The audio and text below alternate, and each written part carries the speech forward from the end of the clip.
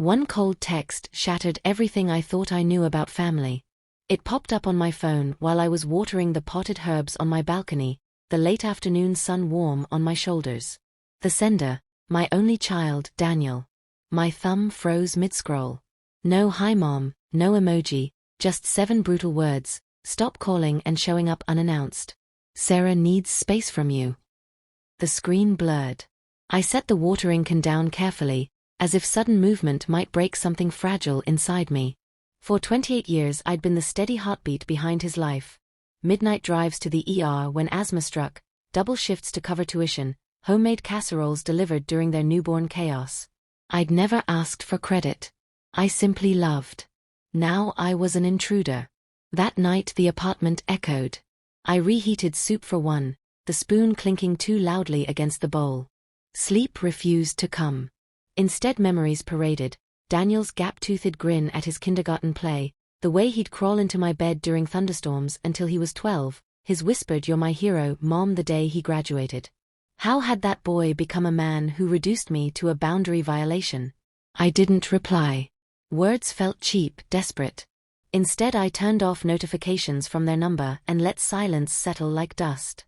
Days blurred into weeks. I filled the quiet with small rebellions against invisibility. I joined a book club, planted roses along the fence, signed up for watercolor classes at the community center. Each new routine felt like reclaiming stolen ground. The financial help I'd quietly wired every month, car payments, daycare top-ups, emergency buffers, simply stopped. No announcement. No drama. Just absence. They noticed. 3 months later, the doorbell rang on a rainy Saturday. Through the peephole I saw Daniel, Sarah beside him holding little Ethan, who waved a soggy drawing. My pulse hammered, old hope flickering despite everything. I opened the door. "Mom," Daniel started. Rain dripping from his hood. "Can we come in?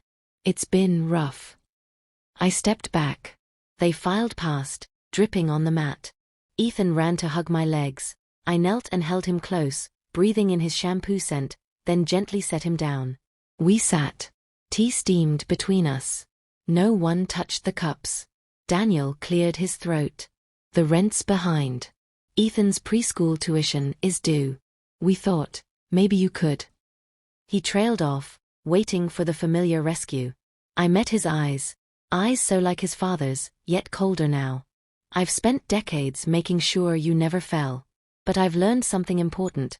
Love isn't an endless ATM. It's mutual respect." When that disappeared, so did my role as the safety net. Sarah shifted, lips tight. Daniel's jaw worked. "We didn't mean to hurt you. We just needed breathing room." "You got it," I said softly. "And I needed mine too." Ethan tugged my sleeve, offering his drawing.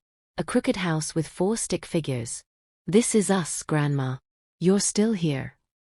My throat tightened. I kissed his forehead. "Always in your heart, sweetheart. But right now, your parents need to figure things out without me fixing it." They left soon after, footsteps fading into the rain. The door clicked shut. I stood there, listening to the storm, feeling the strange lightness of no longer carrying their weight. In the months that followed, the silence stretched, but it no longer stung. I traveled to the coast alone, read novels until dawn, laughed louder with new friends. Ethan still came over sometimes. Playdates arranged through his preschool teacher, never through Daniel or Sarah. We baked cookies, read stories, built forts. Pure, uncomplicated joy. One crisp autumn evening he asked, "Why don't Mommy and Daddy come too?"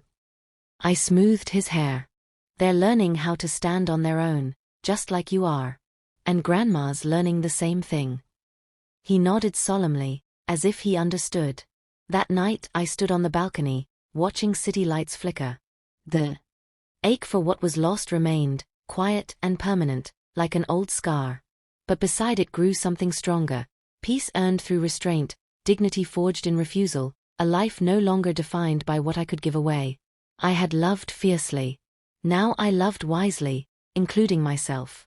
And in that quiet, hard-won freedom, I finally felt whole.